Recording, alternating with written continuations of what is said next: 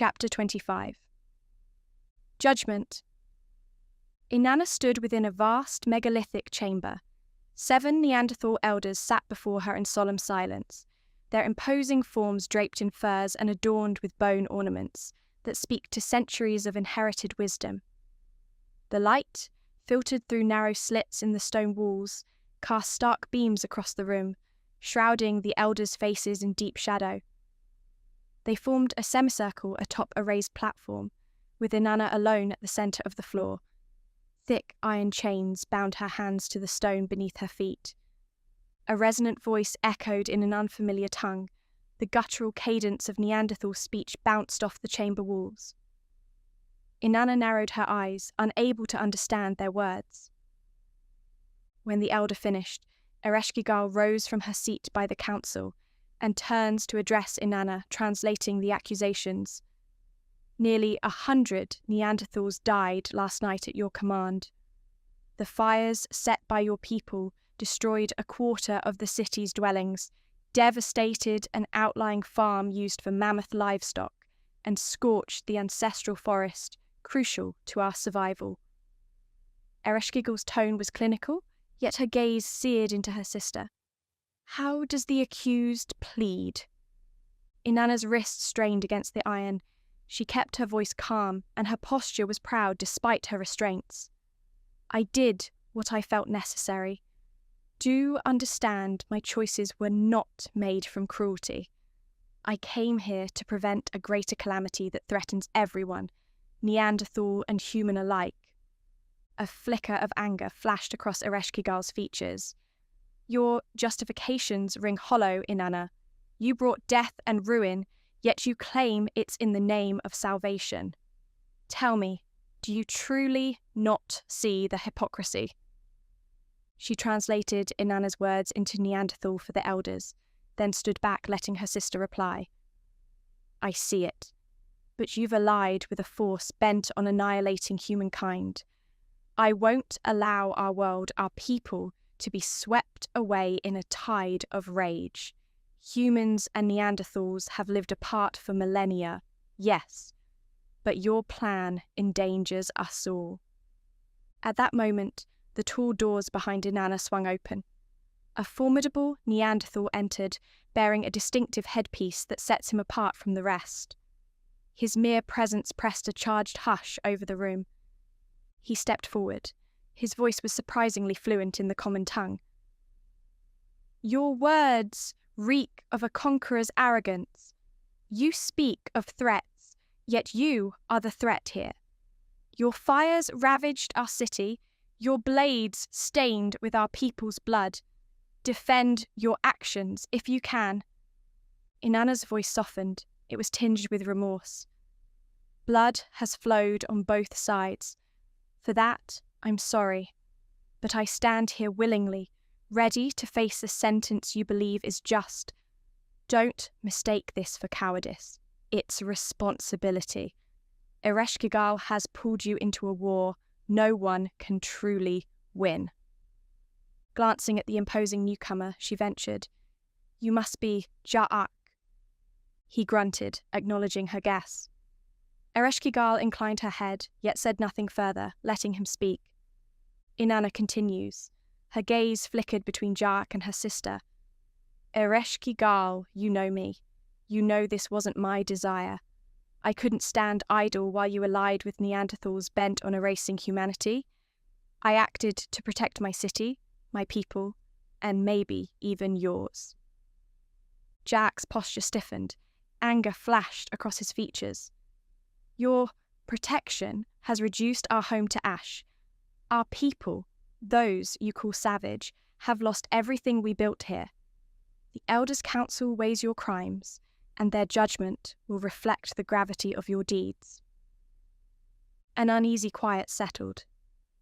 Ja'ak moved to a vacant seat beside the council, while Inanna remained standing in irons. The 7 elders speak among themselves in hushed, urgent tones. The subdued light caught their silhouettes as they gesture and point at her. Despite the language barrier, Inanna could tell from their tense posture and clipped gestures that her fate is precarious. Ja'ak muttered a command. sending 2 guards from the chamber.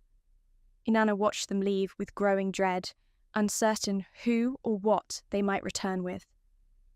Moments later, they reappeared with 2 more soldiers escorting Isis and Enkidu. Both were bound and bruised. The sight of her companions alive but evidently captured sent a ripple of relief and fear through Inanna's heart. The guards shackled them beside Inanna, then stood watch. 2 at the door, 2 near the elders. Ereshkigal's cold gaze fell upon Inanna. "Where are the others?" Inanna hesitated, recalling the handful of soldiers who remained outside the city. "They're gone," she answered finally, "either dead or scattered." "Don't lie. We know a group of humans stirred chaos on the outskirts, fueling the infernos. Tell us where they are, and we'll spare one of you," Ereshkigal stated flatly. Isis and Enkidu exchanged glances, silently urging Inanna to reveal nothing. A bleak acceptance crossed Inanna's face. She couldn't see any means to protect them all. "They're probably near the outskirts," she muttered. 5, maybe fewer now. Ereshkigal smirks. "There, that wasn't so difficult, was it?" She relayed this to the elders. Jack rose, bristling with pent-up fury. More heated debate erupted among the council, culminating in a tense standoff. Quietly, Inanna leant toward Enkidu. "What's happening?" His voice low, he translated Jack's savage diatribe. "He's telling the elders he's done more for the Neanderthals than anyone in generations. He says the humans' invasion proves they can't coexist. He wants immediate action with no deliberation." An elder retorted, accusing Ja'ak of pursuing a personal vendetta against humankind. Suddenly, Ja'ak drew his sword. With a swift, brutal motion, he impaled the elder, twisting the blade to ensure a fatal strike. The other elders recoiled in horror. The 2 guards turned on those they were protecting. Their swords drove through the elders' chests with brutal skill. Alongside them, Ja'ak participated in the culling of innocent lives with savage efficiency. Ereshkigal watched without flinching. She stepped aside as spears pierced the final elder, who died cursing Ja'ak in despair. Ja'ak wiped blood from his sword. "From now on," he growled, "I alone decide our fate." The shock of what they've just witnessed sent a tremor through Inanna, Isis, and Enkidu. The only figures that remain in the hall were Ja'ak, Ereshkigal, the guards, and the 3 bound captives. The Neanderthal authority once vested in the council had been shattered, replaced by Ja'ak's ruthless dominion. The trial ended in violence, leaving Inanna's fate in the hands of a man who has just demonstrated his lack of tolerance for dissent. Ja'ak strode purposefully toward Inanna, Enkidu, and Isis, all still bound by thick iron chains.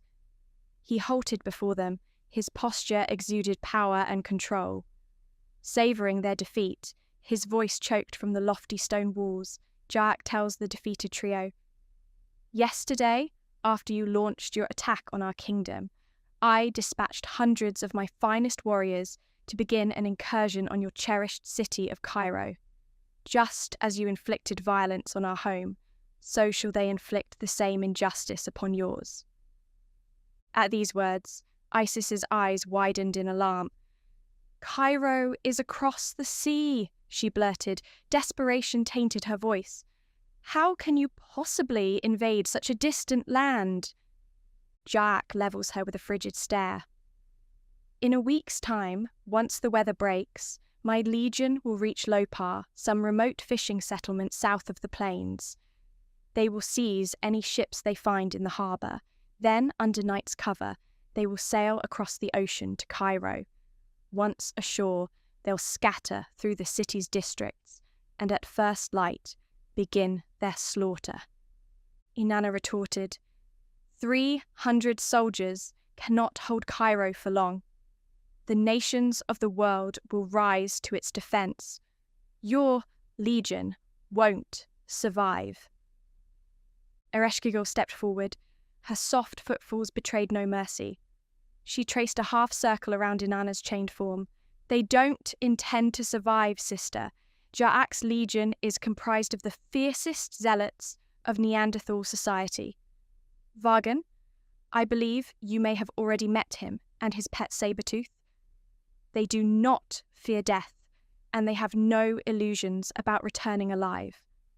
Their purpose is to sow chaos long enough for us to push south, away from this doomed land. Inanna's brow furrowed. Doomed? Land? Ja'ak answered in a clipped tone.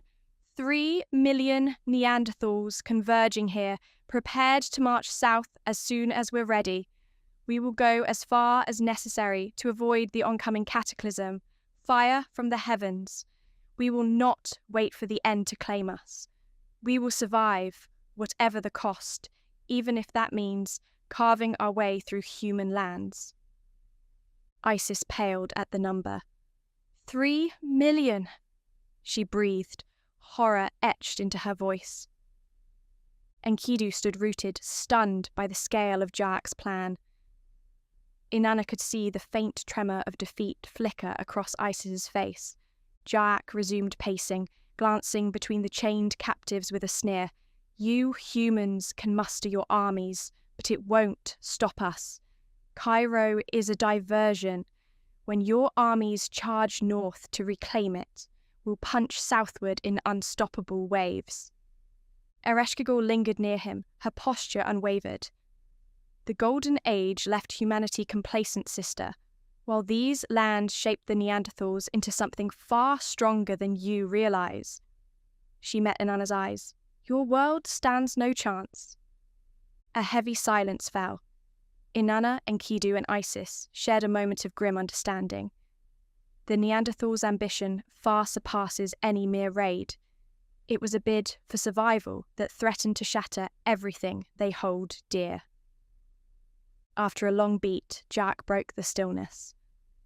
One of you was promised freedom if you cooperated with the council and revealed the whereabouts of your remaining party.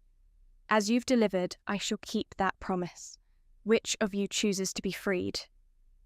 In unison, Enkidu and Isis spoke at once. Inanna! Ja'ak gives a mirthless laugh.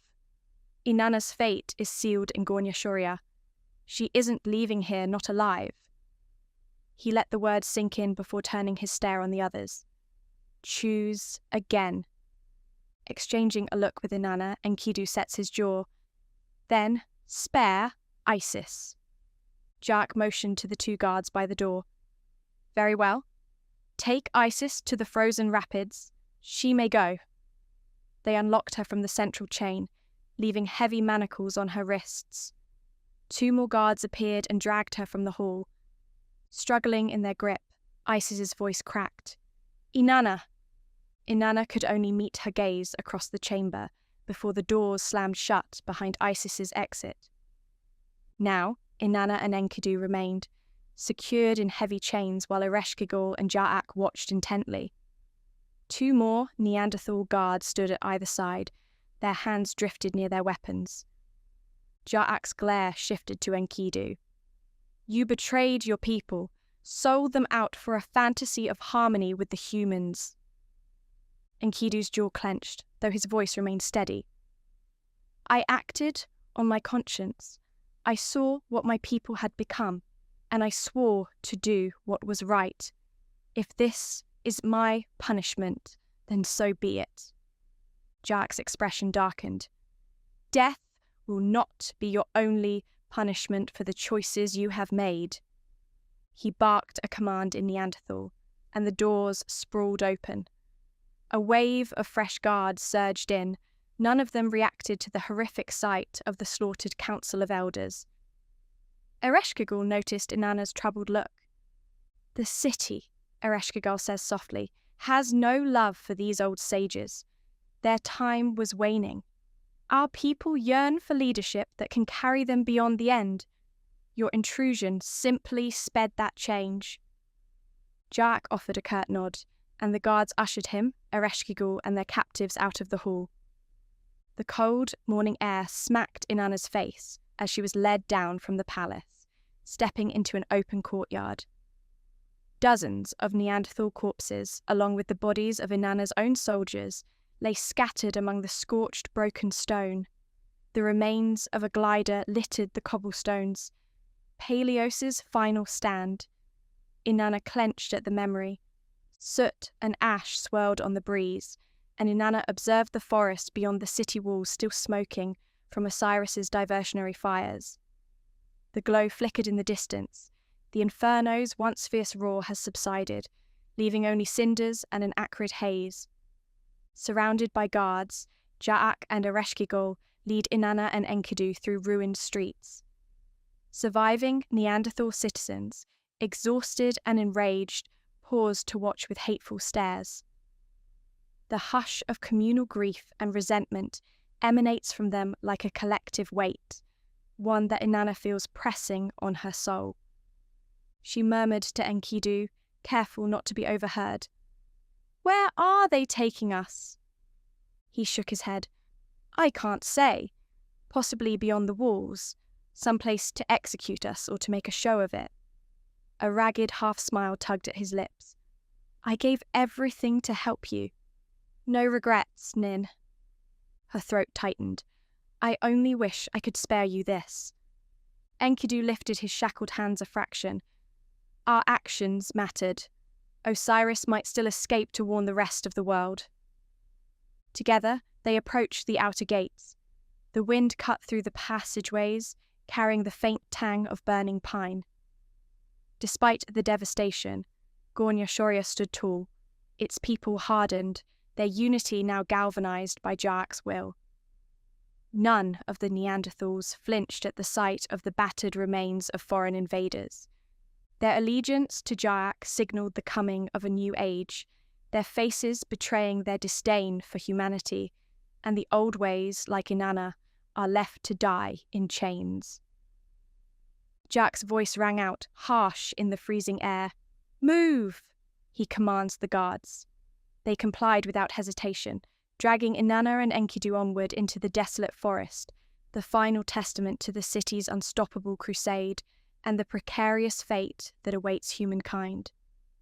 They led Inanna and Enkidu through the winding streets of Gornya Shoria until they arrived at a frozen river, a bleak expanse where the harsh winter winds cut across the ice.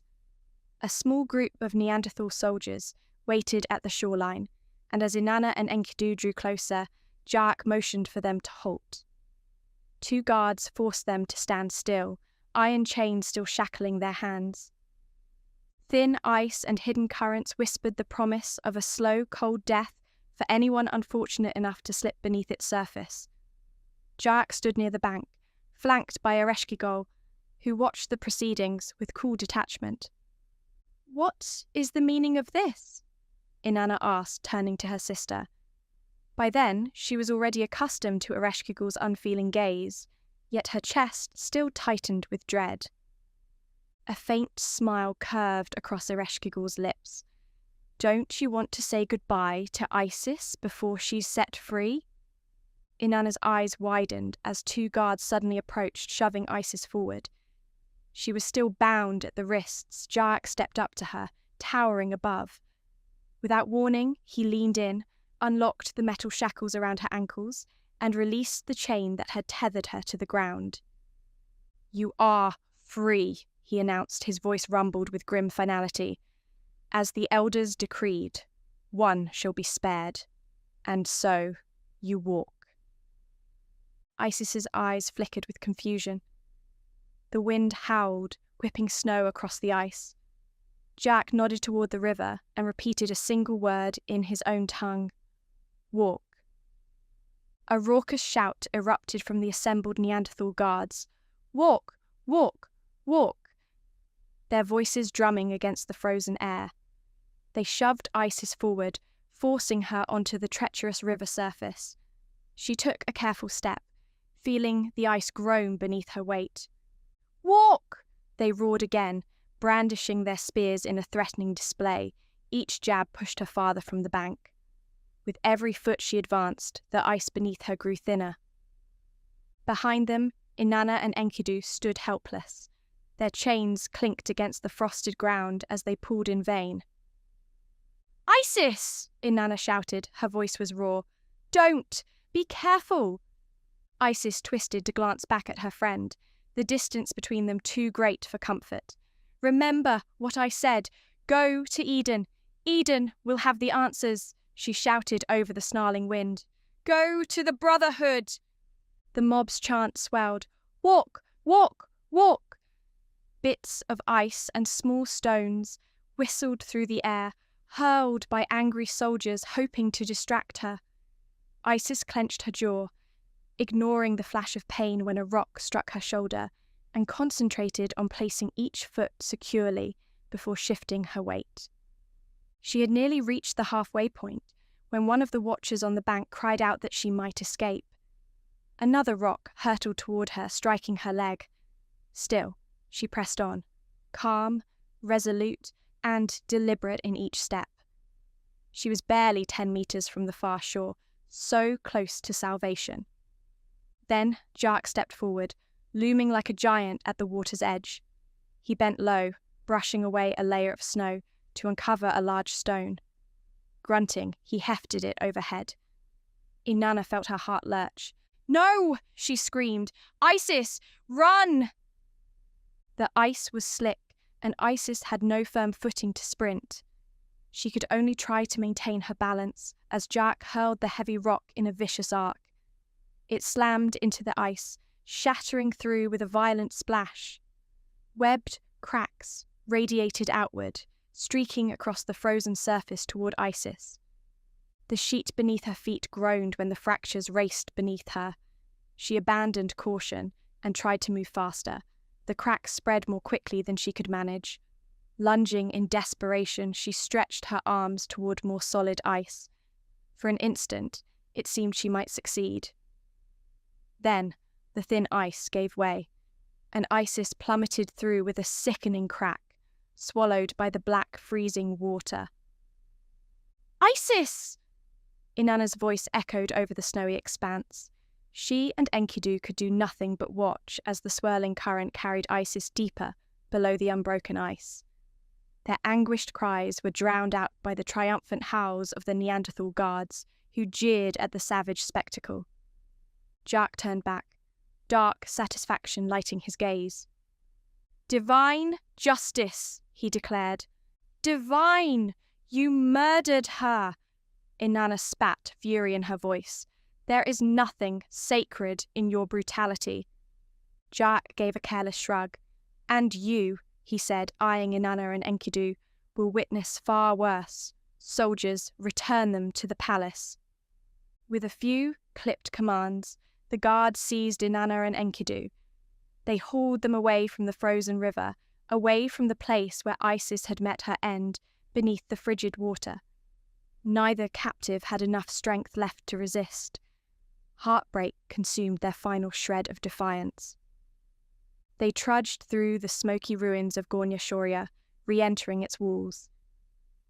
Inanna took one last glance at the shattered glider in the courtyard. Her heart ached, filled with sorrow for Isis, Horus, Peleos, and every loyal soul lost in this ill-fated mission. Over 100 people had given their lives to her cause. She was thrown back into a cramped cell in the palace's lower chambers, the damp stone floor slick with half-frozen water. A door slammed shut behind her, sealing her into darkness. Through the heavy door, she heard Jar'ak barking orders to his men, something about sending Enkidu to the pen, the brutal fate reserved for Neanderthal traitors. Huddled on the clammy floor, Inanna tried to slow her racing heart. She thought back over every choice that had delivered her into this cell, wondering if any chance of redemption remained for her, or for the entire world. Isis's final words echoed in her mind: Eden and the Brotherhood. Perhaps that faint hope was all that lingered in the gathering gloom.